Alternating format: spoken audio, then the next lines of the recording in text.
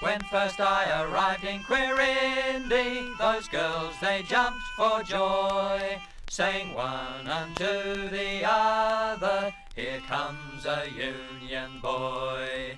We'll treat him to a bottle and likewise to a dram. Our hearts we'll also give to all staunch Union men.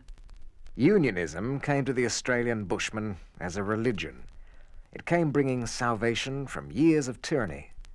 It had in it that feeling of mateship which he understood already and which always characterized the action of one white man to another.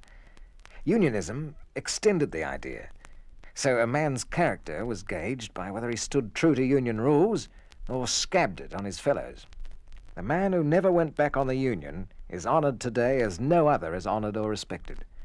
The man who fell once may be forgiven, but is not fully trusted. The lowest term of reproach is to call a man a scab.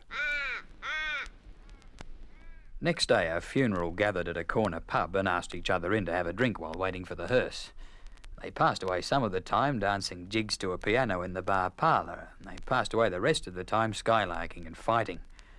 The defunct was a young union labourer, about 25, who'd been drowned the previous day while trying to swim some horses across the billabong of the Darling.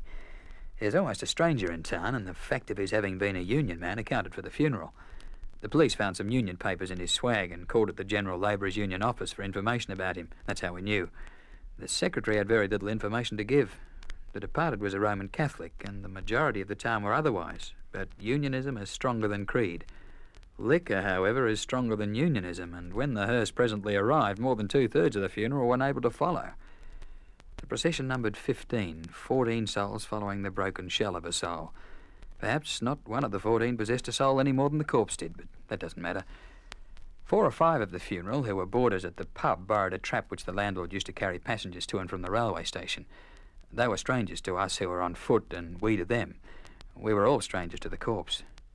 A horseman who looked like a drover just returned from a big trip dropped into our dusty wake and followed us a few hundred yards, dragging his pack horse behind him, but a friend made wild and demonstrative signals from a hotel veranda, hooking at the air in front with his right hand and jobbing his left thumb over his shoulder in the direction of the bar.